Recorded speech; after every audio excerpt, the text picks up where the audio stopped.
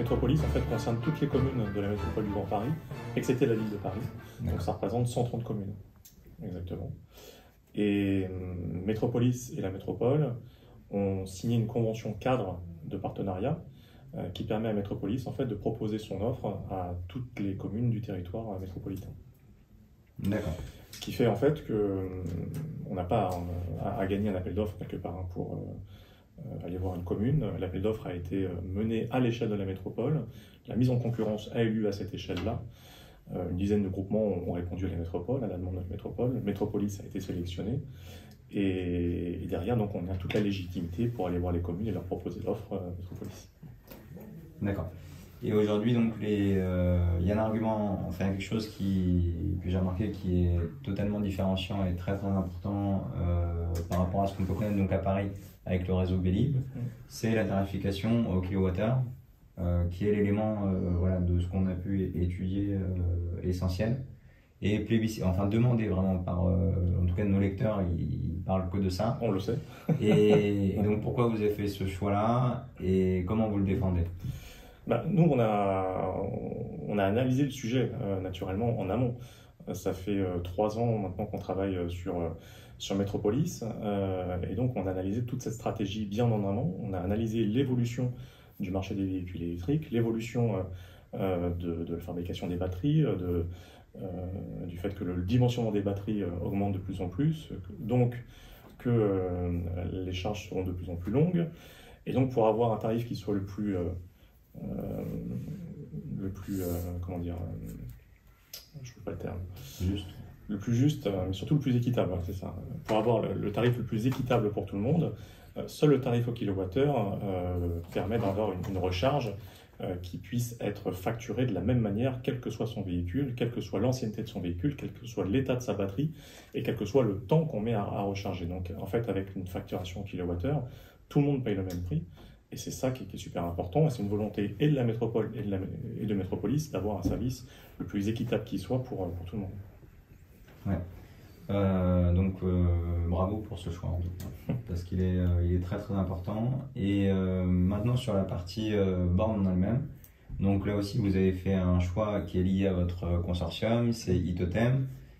Sur la technologie, vous proposez à la fois la charge lente et la charge rapide. Comment vous voyez l'utilisation et l'exploitation dans plusieurs années de la charge rapide versus la charge lente? Comment ça s'intègre? Et est-ce que les communes ont le choix de choisir l'un ou l'autre? Alors, tout à fait. Nous, on a une offre avec 3 types de stations, proximité, citadine et express, qui offrent 3 types de recharge, 3 types de puissances différentes, de 3 à 22 kW pour une recharge en courant alternatif et jusqu'à 150 kW pour une recharge en courant continu. Donc ça, c'est l'offre qu'on propose à toutes les communes de la métropole. En amont, naturellement, nous, on a analysé le sujet géographiquement, des flux de circulation, des besoins en termes de véhicules électriques sur tout le territoire. Et quelque part, on a défini une première stratégie à notre niveau qui nous permet en fait d'aller voir les communes avec une stratégie vraiment détaillée, bien fournie. Naturellement, derrière, on a une discussion qui s'engage commune par commune. On n'est pas là pour imposer quoi que ce soit. On a vraiment un dialogue et c'est notre volonté d'instaurer un dialogue avec chaque commune. On discute, on voit en effet, on revient souvent sur des éléments qu'on a définis en amont et finalement, on arrive à trouver une voie, une entente avec chaque commune sur l'emplacement des stations. Alors, vous le disiez, on part souvent sur des emplacements qui existent sur des anciens sites Autolib, mais on crée aussi d'autres stations parce que toutes les communes de la métropole n'étaient pas dotées de stations Autolib jusqu'en 2016.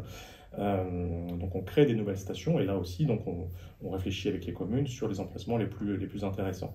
Et ensuite en effet on maille le territoire de la manière la plus intelligente qui soit en fonction qu'on soit dans un secteur davantage résidentiel, pavillonnaire ou un secteur plus commerçant ou un secteur où il y a beaucoup de flux de circulation. On va réfléchir à tout cela et on va vraiment mailler le territoire intelligemment avec des stations de proximité et des stations un peu plus rapides par ailleurs. Donc on a une réflexion vraiment en amont pour synthétiser, mais une réflexion aussi avec les communes pour répondre aussi à ces attentes parce que même si nous, on a une stratégie en amont qui se dégage, on n'est pas au courant non plus de tous les plans d'aménagement qu'il peut y avoir sur chacune des communes et on a naturellement un dialogue qui est nécessaire à avoir à chaque fois. D'accord. Et par rapport à l'installation des bornes, on sait qu'il y a un sujet qui préoccupe principalement les villes, c'est la maintenance de ces bornes. Est-ce que vous avez intégré ce service-là ou vous le sous-traitez? Comment se passe la maintenance des bornes? Tout est intégré dans Metropolis. En fait, Metropolis, c'est un groupement de trois sociétés. La société S2IT, dont je fais partie, qui est quelque part le maître d'ouvrage, l'investisseur de l'équipe.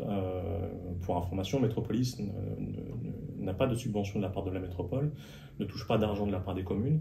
C'est un investissement 100% privé, donc géré par Metropolis et donc S2IT plus précisément, société que je représente. Donc on est maître d'ouvrage et on est accompagné de 2 prestataires qui nous accompagnent pour la conception et la fabrication des bornes, un industriel qui est donc Itotem, qui est basé dans la région de Saint-Étienne, dans le centre de la France, qui est quasiment le leader aujourd'hui en fabrication de bornes de recharge en France, et la société SPI, qui elle nous accompagne pour la maintenance, l'installation déjà des bornes de recharge et la maintenance sur toute la durée de la convention avec la métropole. Donc c'est intégré dans le cadre de Metropolis, la prestation de conception, de financement d'abord, de conception, de fabrication, d'installation et de maintenance, tout est intégré dans notre groupement. Est-ce que vous proposez une solution pour les voitures ventouses qui resteraient sur vos bornes et qui sont le problème de... Donc il y a 2 types de voitures ventouses, c'est les voitures électriques qui restent branchées et les voitures thermiques qui sont branchées sur les stations. Est-ce que vous avez une solution à l'échelle des bornes? Alors, à l'échelle des bornes, à ce stade, ce que l'on prévoit dans un premier temps, c'est de surtout mener une vraie pédagogie auprès des communes et leur dire exactement quels sont les types de véhicules qui sont verbalisables, ventouses ou pas, parce qu'on se rend compte que c'est un sujet aujourd'hui qui est très très peu connu, justement. Un véhicule électrique qui stationne sans être branché, est-ce qu'il a le droit d'être là ou est-ce qu'il n'a pas le droit d'être là? Et ça, une commune est rarement au courant de ce sujet-là. Donc on essaie déjà de mener une pédagogie en évoquant notamment sur les signaux lumineux qui sont indiqués sur les bornes, la couleur de la borne qui permet à un instant T de savoir si le véhicule qui est présent à cet emplacement a le droit d'être là ou pas. Un véhicule qui est branché, la couleur de la borne est bleue, donc ça au moins c'est clair. Donc un véhicule qui est devant une borne et qui n'est pas branché, qu'il soit thermique ou électrique, la borne ne serait donc pas bleue, elle serait verte, ça veut dire qu'elle serait disponible, et dans ce cas-là, le véhicule n'a rien à faire sur cet emplacement-là. Donc sur ce signal visuel lumineux, et d'ailleurs c'est un des atouts des bornes que l'on met en place avec Itotem, c'est cette signalétique visuelle, ce bandeau lumineux qui est au-dessus de la borne permet à un instant T de savoir quel est l'état de la borne et si donc le véhicule qui est en face de cette borne a le droit d'être là ou pas. Donc ça c'est une première chose. Et derrière, la police municipale doit être au courant justement de cette codification de couleurs et doit verbaliser tous les véhicules qui n'ont pas à être présents devant un emplacement qui est disponible. C'est ça. Écoutez, c'est parfait. Je ne sais pas si vous souhaitez évoquer la question des attentes des communes et comment vous y répondez, en tous les cas les problématiques qu'il y a. On a cité la maintenance. Je pense qu'aujourd'hui, c'est des quelques maires que je puisse connaître dans les grandes... Enfin, voilà, en petite ceinture, c'est la maintenance qui a une préoccupation, parce que ça retombe sur les communes aujourd'hui. C'est un truc un peu ahurissant.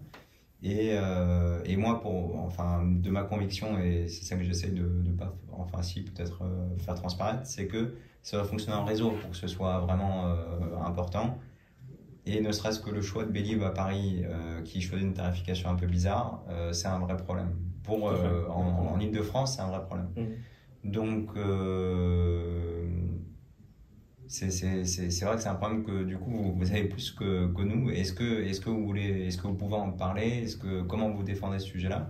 Parce que pour moi, c'est vrai qu'il doit y avoir qu'un acteur qui propose quelque chose de cohérent. Oui, alors il y a beaucoup de réseaux qui sont publics aujourd'hui un peu partout en France. Nous, on est un réseau public, Métropolis, c'est un partenariat avec la métropole du Grand Paris. Mais comme je le disais, l'investissement est 100% porté par le privé, donc 100% porté par Métropolis. On investit de l'ordre de 15 à 30 millions d'euros dans les années à venir dans Métropolis. Et notre source de revenus, si on ne touche pas de subventions de la part des collectivités, c'est la recharge des utilisateurs. Donc très clairement, une borne ou une station qui ne fonctionne pas, ce sont des ressources financières en moins pour nous. Et derrière, quelque part, c'est un circuit vertueux, étant donné que on se doit d'avoir un réseau qui fonctionne pour générer des charges par les utilisateurs qui, elles, génèrent des recettes pour Metropolis. Donc on se doit d'avoir un réseau performant quoi qu'il en soit. Donc c'est pour ça que la présence de SPI à nos côtés en temps réel est important. Quelque chose qui est intéressant à évoquer, c'est l'application Metropolis permet de savoir à un instant T quelles sont les bornes de recharge disponibles sur le territoire. Ce qui est intéressant à dire, c'est que cette source d'information provient exactement de la source d'information que nous, on a dans nos équipes de maintenance en temps réel. Quand une station tombe en rade, naturellement, on le sait, à la disjonctée par exemple, on le sait en temps réel, et l'utilisateur est tout de suite aussi mis au courant en temps réel. Donc on a cette information que tout le monde connaît tout de suite, et nous, on est capable tout de suite, grâce aux équipes de SPI qui sont bien réparties en Ile-de-France, de pouvoir intervenir rapidement pour pouvoir régler le problème. D'accord. Et par rapport au maillage des bornes sur le territoire, voilà, s'il y avait une commune qui vous demandait conseil pour le nombre de bornes à savoir dans une commune, quelle est votre échelle de calcul pour définir clairement le nombre de bornes?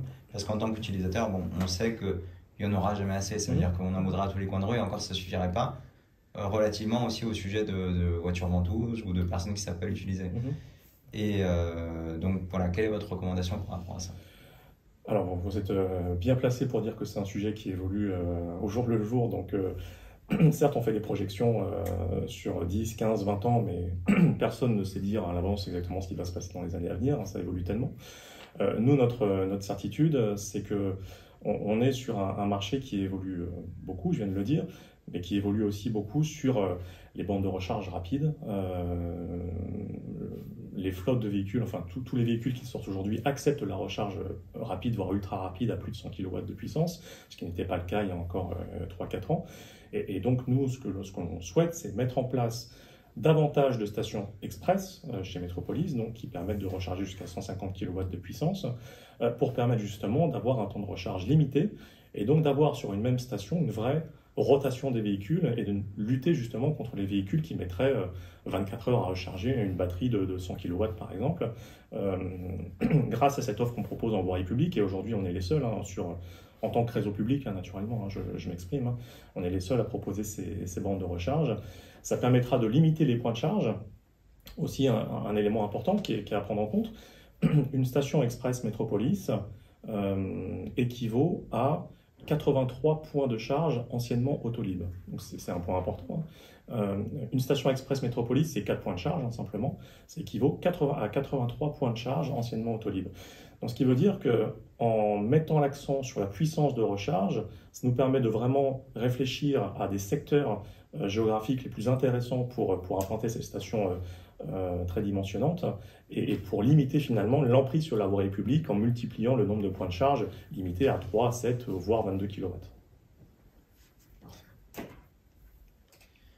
Parfait. Sur le côté applicatif, il y a des points à la réservation de place, je ne sais pas si c'est possible de le faire.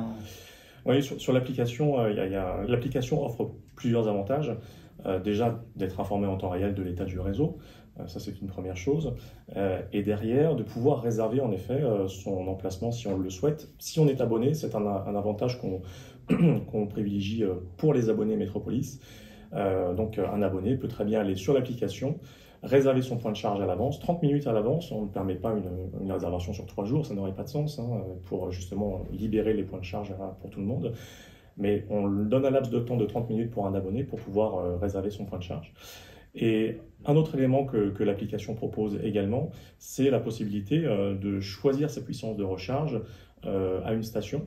L'application le propose, sur la station on peut le faire aussi directement, c'est-à-dire que sur une station de recharge, une station par exemple citadine qui déploie jusqu'à 22 kW de puissance, si votre véhicule n'est pas capable de pouvoir obtenir 22 kW de puissance, si vous n'avez pas forcément besoin de 22 kW de puissance, vous pouvez dire à la station, via l'application ou en direct sur la station, je veux simplement 3,7 kW, ça me suffit pour mon usage actuel.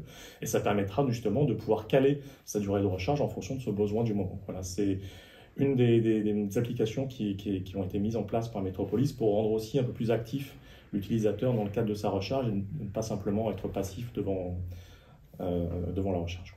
Donc c'est à l'utilisateur de savoir quelle puissance son véhicule est capable d'absorber. Alors ça, c'est un vrai sujet que vous évoquez. c'est un vrai sujet parce qu'on se rend bien compte que il y a encore un vrai manque de pédagogie à ce sujet-là, que ce soit au niveau des concessionnaires auto, hein, déjà à ce niveau-là. On se rend compte que les gens qui achètent des véhicules aujourd'hui électriques ne savent pas forcément quelles sont toutes les caractéristiques techniques de leur véhicule et quelle est la puissance que leur véhicule peut accéder. Et en effet, je pense qu'il va y avoir en fait, on est dans une période un petit peu floue parce qu'encore une fois, c'est un secteur qui évolue énormément. Donc aujourd'hui, quelqu'un qui se lance un peu dans le sujet peut se poser plein de questions. Peut ne pas être au courant de plein de sujets, mais on est sûr que dans les années à venir, ça va rentrer un peu dans les mœurs et qu'une personne saura quelles sont les caractéristiques techniques de son véhicule et saura où se recharger, comment se recharger au fil du temps. Mais c'est sûr qu'actuellement, je suis persuadé que beaucoup de personnes peuvent se poser plein de questions et c'est pour ça aussi qu'on met en place, nous, des aides à ce niveau-là, avec un numéro vert hein, qui est accessible 24 heures sur 24 et 7 jours sur 7, qui permet d'appeler une plateforme, un centre d'appel, en cas de problème, en cas de question. On a cette possibilité qui est offerte à tous les utilisateurs de Métropolis. Merci beaucoup. Merci beaucoup. Non, très clair. Ouais. Je pense qu'on a fait le tour du sujet, les enjeux. Enfin voilà, pour moi, mais ça doit Ça nous parle. Ça doit vous frustrer aussi, c'est l'itinérance entre les stations. Et c'est vrai qu'une fois qu'on a apprécié une qualité de service, d'aller de Borne Bleue à Bélib, etc., c'est frustrant pour un utilisateur. Et ça lui coûte cher parce qu'il doit souscrire à chaque fois. Et ça, c'est pas de votre fait. Je sais pas d'ailleurs c'est le fait de qui, mais c'est le fait que l'appel d'offres n'est pas regroupé. L'appel d'offres. Enfin que Paris dépende de. Ah oui, spécifiquement de Paris par rapport aux autres communes, je suis d'accord. Ouais. On aurait bien aimé nous être partout. Ouais. Et vous étiez sur Paris sur On était sur Paris, en effet. Ouais. On a répondu à l'appel d'offres de la ville de Paris. Et oui, peut-être dans les autres, mais du coup, j'imagine que l'Île-de-France, vous n'allez pas vous arrêter là, vous allez viser Bordeaux, Lyon. Enfin... Oui, alors notre volonté, aujourd'hui, on a un sujet prioritaire, c'est la métropole du Grand Paris. On met tout le poids du corps pour se déployer rapidement. C'est une volonté de la métropole dans le cadre de sa zone à faible émission et de son plan Air Climat Énergie de mettre à disposition de la population des bornes de recharge très très vite.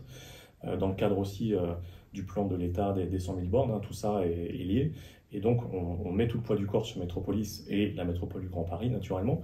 Et notre objectif dans un second temps, ce sera naturellement d'aller au-delà en France sur l'ensemble des métropoles françaises. Parfait. Voilà, j'ai pas d'autres questions, c'est très clair et c'est un service vraiment innovant sur le prix principalement. La tarification, ça change tout. On est, je crois, les seuls à ce stade en réseau public à faire ce type de tarification. Et encore une fois, elle a été dictée pour avoir un tarif qui soit le plus clair possible et qui permette aussi aux gens d'anticiper le coût de la recharge parce que quand on est sur une tarification horaire, on ne peut pas anticiper le temps de la recharge. Je pense que vous le savez, on a des idées naturellement, mais il y a plein de facteurs qui influent sur le temps de la recharge et donc on ne peut pas anticiper le coût de la recharge. Avec une tarification en kilowattheure, c'est exactement de la même manière que quand on va sur une station-service aujourd'hui essence, on a un prix au litre, là on a un prix au kilowattheure, on sait à l'avance combien ça va nous coûter. Parfait. Ouais, c'est évident, mais je sais pas, même économiquement, je pense que vous êtes gagnant avec ce modèle parce que la qualité de service fait que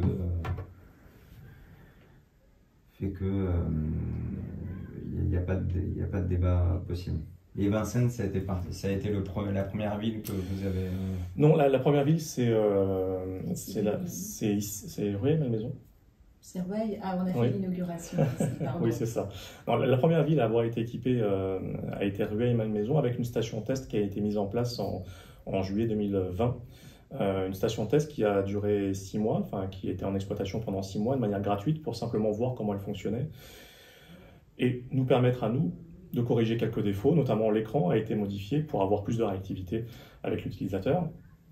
Et une fois cette période de test sur cette station à Rueil-Malmaison, en janvier 2021, on a pu commencer vraiment à déployer le réseau, que ce soit à Rueil, à Issy-les-Moulineaux, à Vincennes et dans toutes les autres communes de la métropole qui nous ont rejoints depuis. D'accord. Bon. Bon, après, j'ai une petite question, vous répondez si vous voulez. Est-ce que vous avez envisagé le rachat de Borne Bleue ou de passer par ça pour... Non, non, c'est pas du tout notre stratégie. Non, pas du tout. Entre le déploiement des réseaux par les syndicats publics en Ile-de-France et le réseau Métropolis, on est sur des stratégies totalement différentes. De notre côté, j'insiste sur ce sujet-là, mais on n'est pas en réaction par rapport au marché, on a plutôt anticipé le marché, on a analysé le sujet vraiment très en amont, comme je le disais, pour anticiper justement l'évolution actuelle des véhicules électriques et des batteries et proposer cette offre qui répond à notre sens totalement parfaitement, quoi. Donc, sur d'autres offres, on est plus sur un système de réaction à l'offre du marché des véhicules électriques et quelque part, à notre sens, encore une fois, en retard par rapport au marché. Ouais. Ok, parfait. Parfait. Merci beaucoup. Et puis, bon, aux stations, j'ai posé la question. Moi, la solution qui serait bonne, mais personne n'a fait cette partie-là, c'est d'installer une caméra sur la station. Mais... Alors, il y a la caméra, il y a une boucle magnétique aussi qu'on peut installer au niveau du sol. Maintenant, c'est des investissements qui sont aussi plus coûteux et qui, à ce stade, ne rentrent pas dans la poche d'investissement de Métropolis.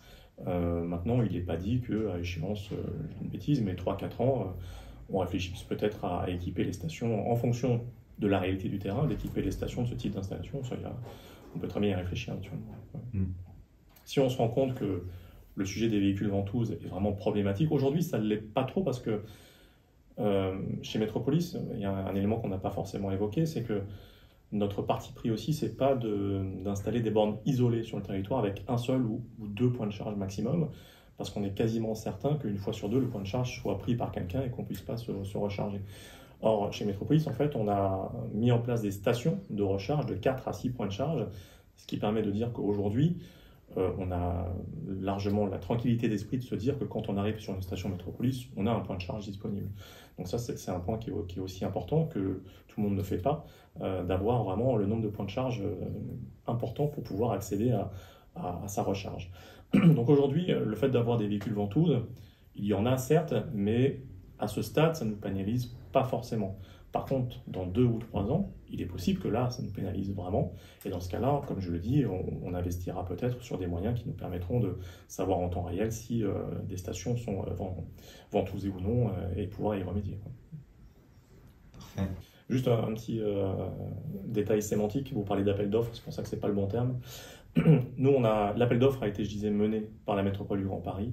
On y a répondu, on l'a remporté. Et ça nous autorise à aller voir les communes derrière pour leur proposer un conventionnement d'occupation du domaine public. On n'est plus sur de l'appel d'offres. Voilà. D'accord. Mais mettons si, un cas concret, s'il y a la borne bleue, ça veut dire que vous êtes prioritaire par rapport à eux? Non, non, c'est pas ça. Une commune aujourd'hui a le choix de dire je transfère ma compétence à un syndicat public, francilien en l'occurrence là, ou je garde ma compétence. Et dans ce cas-là, je conventionne avec Métropolis, parce que Métropolis ne demande pas de transfert de compétences, la ville garde sa compétence, et ça aussi c'est un point très important. Ça lui permet de garder la main mise sur la stratégie de déploiement qu'elle va voir avec nous naturellement. Encore une fois, c'est un accord bilatéral pour choisir un déploiement de recharge, mais elle ne transfère pas sa compétence, et ça c'est un point qui est super important. Donc elle la garde, et elle peut conventionner avec Métropolis. Alors quand elle a transféré sa compétence, elle donne sa compétence à un syndicat d'énergie et derrière elle n'a plus vraiment la main et la maîtrise sur son déploiement. Donc d'un point de vue utilisateur, on peut être rassuré sur le fait que le déploiement va se faire de façon séquencée et rassurée. Tout à fait. Voilà, c'est un process qui, de toute façon, c'est sûr que toutes ces solutions, elles ont mis du temps à arriver, les solutions par les syndicats. Et c'était la preuve d'un marché immature. Enfin, Exactement. Exactement. Et ce qui nous empêche pas aussi, ce qui n'empêche pas Métropolis aussi, d'installer des stations de recharge sur les communes qui ont transféré leurs compétences. C'est aussi une possibilité parce qu'on peut venir en complémentarité, encore une fois, grâce aux stations express qu'on sait que les syndicats publics ne prévoient pas. Et donc, on sait qu'on peut venir en totale complémentarité sur ces territoires-là. D'accord. Bon. C'est rassurant. Parfait. Écoutez, merci beaucoup.